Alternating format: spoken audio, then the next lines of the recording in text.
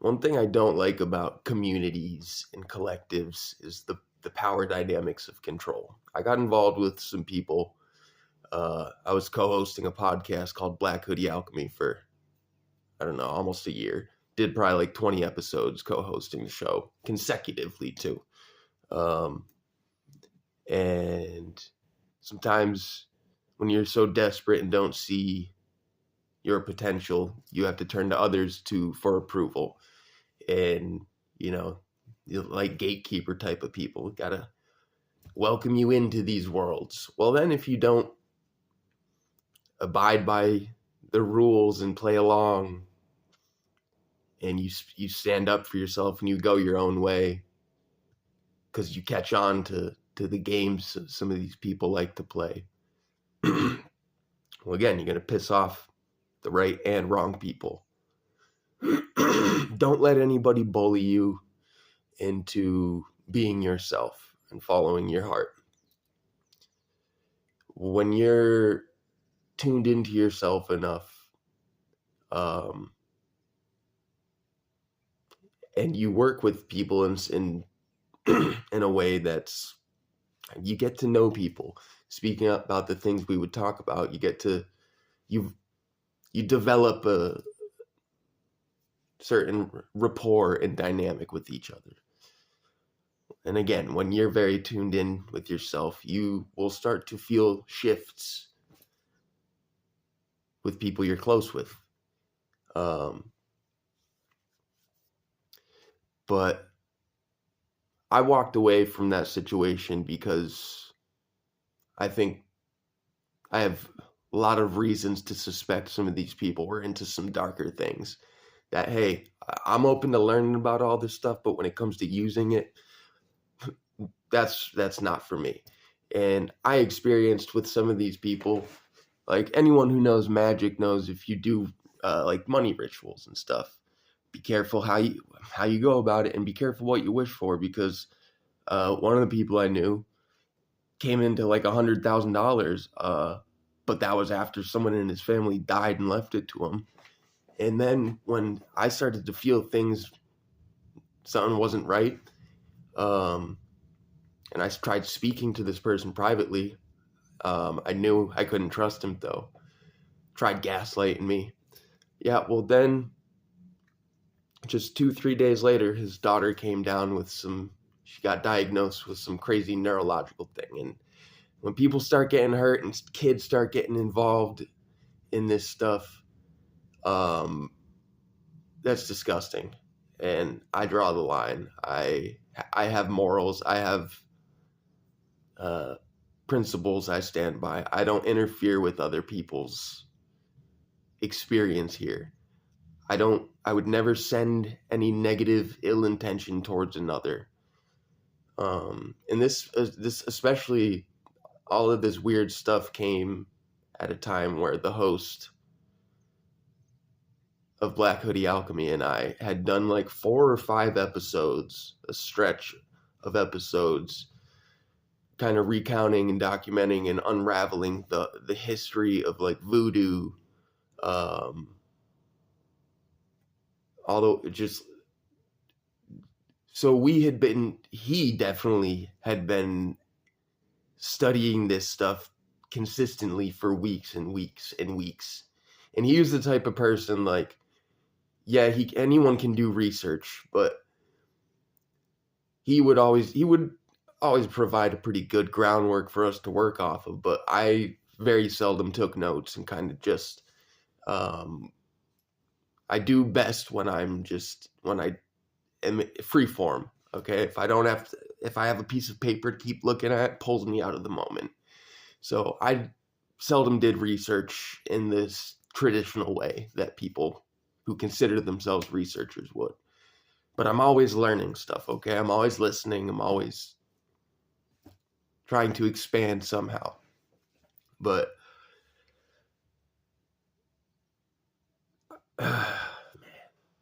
see, it's again, some of this stuff is so crazy when you start dealing with people who get into the occult and energy work. People who don't understand this stuff, like, you sound like an absolute schizo mode, which I don't care about so much. That's not really my concern. But I want to talk about the full reason I'm gonna talk about everything eventually in due time. I've just patiently been waiting. And the other night, another piece kind of presented itself to me.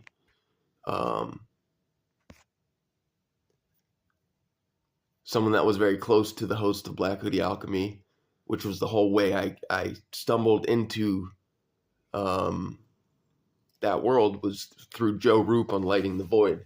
And I've been listening to his show, especially Cosmic Conditions, on Lighting the Void with Mary Ducina every new moon for like 5-6 years. I've talked to both of them. I've gotten a reading from Joe, which, interestingly enough, I wish I had a recording of that reading, but I remember more so than anything his emphasis on how what he was seeing in the moment. This was back in July or August of 2024, but he kept saying, "Wow, it really looks like you're going through some crazy stuff right now, but you're gonna be okay. You're gonna come out of this." And in the time, I didn't really have the hindsight to really put all these pieces together that I have put together. And again, if I were to have come out right away and said all of this stuff, I think part of me thinks that's what some of these people were hoping I would do. Make myself look like an absolute nut, make a fool of myself. Like, right as this all was going on too, I had someone who was connected to these circles of people introduce me to this new up-and-coming podcast called Gestures of Enlightenment, and he was going to have me on. And this was like the same week that I was experiencing a lot of weird stuff and decided to pull myself back from Black Hoodie Alchemy and completely separate any ties with Anthony Tyler and any future projects of his. But these Gestures of Enlightenment, him and I talked on the phone for had a great conversation. I thought it was for like 2.5 hours, kind of just like getting to know each other before we actually did an episode. And he was even talking about having me come on as a co-host. He liked talking to me so much, or at least portrayed that. And then the day we were supposed to record, I pulled out because I was in the midst of some really high energetic situations and cutting ties with the whole Black Hoodie Alchemy crew.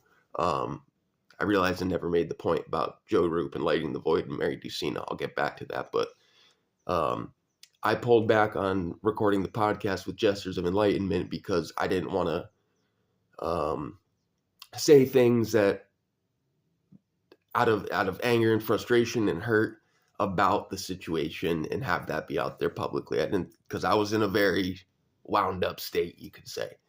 I didn't think that was the most responsible thing. So then we had talked back and forth for some more weeks, and then he said he didn't want anything to do with me. I still have the text because of some of my my views on sun gazing. Apparently were a little too much for the Gestures of Enlightenment. That's a cosmic joke that writes itself. You're an absolute dork. A true jester in true jester fashion. Just not how you were hoping, my friend. John Jester, Jingleheimer Schmidt. But so once I pulled back from that recording and then some time went on, these people wanted nothing to do with me. Then Joe Roop, Lighting the Void, Cosmic Conditions with Mary Ducina. I've looked up to both of them for so long, and even though these situations did not turn out and work out the way I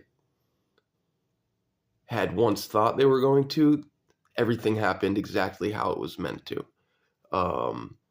But it's unfortunate. It might hurt you a bit when some of these people who, again, you you've opened up to very deeply and shared some very personal things with.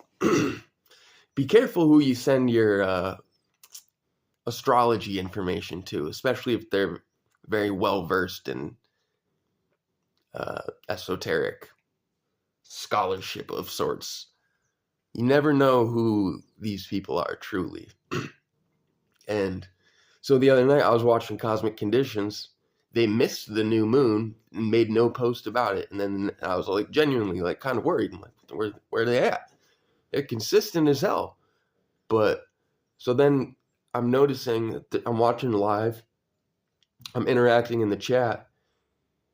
But then Joe Roop, the host of Lighting the Void, he'll have the green screen behind him sometimes, and it'll have the chat log. And I noticed my comments weren't showing up there. So they were getting blocked by the mods, which I wasn't saying anything out of line. I was actually like amening to what Mary Ducina was saying. In a sense, yeah, I wasn't saying anything that should get anybody blocked. And nobody had anything to say about it too. And it's very interesting to me because I walked away from the Black Hoodie Alchemy situation. Joe Roop and the host of that show are very close, same inner circle. I've interacted with Joe on some of his live feeds since I walked away, and he's read some of my comments just a few weeks ago when the whole pyramid stuff came out. He was doing a show on that, and I had made a comment about how a year or two ago I like woke up from this weird dream with just this. All I was thinking about was how the pyramids were capstones to giant obelisks, and he read that comment, and the sound in his voice when he read it too was very telling. But then yeah, all of a sudden, yeah, I'm blocked, and I sent him an email. And I part of me doubts he's even going to open it, but that's why I wrote in the subject line, like, I'm not going to say this person's name, but someone who used to be, pop into his show and do, very intelligent man. Joe himself told me this person decided to stop working with Joe because he said, oh, he considers what I do like dark magic, black magic. Well, I know your little brother, your little buddy, little pissant buddy, likes to get into some dark stuff too, and thinks he's quite something. But you're just a fucking dork, dude. You're a total absolute dork, poster and poser. But yeah, so I should really get going, but it's really unfortunate. But it was very telling to me to finally be blocked and blacklisted from that sector, because again, this ain't the last of me saying this. This is actually pretty much the first time I'm really starting to open up about this. And there's so much more to say because so much went down. And again, when playing with magic and playing with people who consider themselves adepts, you never really know who you're messing with. And be careful playing with energy and magic, and do what you can not to interfere with anybody else's path and experience here. Don't send, just mind your own business, right? Don't interfere with other people.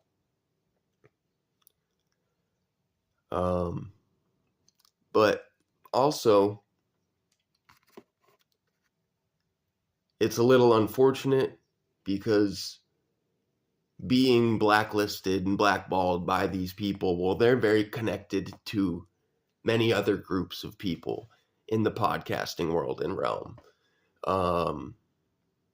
So I think it's safe to say I'm not going to be getting many or any invites, but that's okay because any people involved with them, that are into the stuff that they're doing. I don't really want anything to do with you either. But it really makes me wonder about all of the people that are that associate themselves with Fringe FM, Joe Roop, Anthony Tyler, Mary Ducina. I'm grateful for everything I've been able to learn from all of you guys. So I do appreciate the many learning experiences and the opportunity to get my voice out there and help me find myself even more and direct me inward to show me even more so my own potentials. You guys really taught me a lot more than I could have ever hoped for or even fathomed at the beginning of this journey.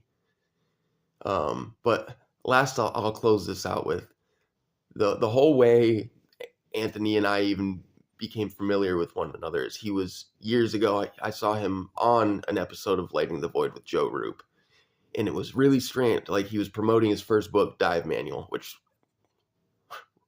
really real try hard, I'll just say. Really trying hard to be somebody he's not. And it really shines through in the writing, in my opinion. But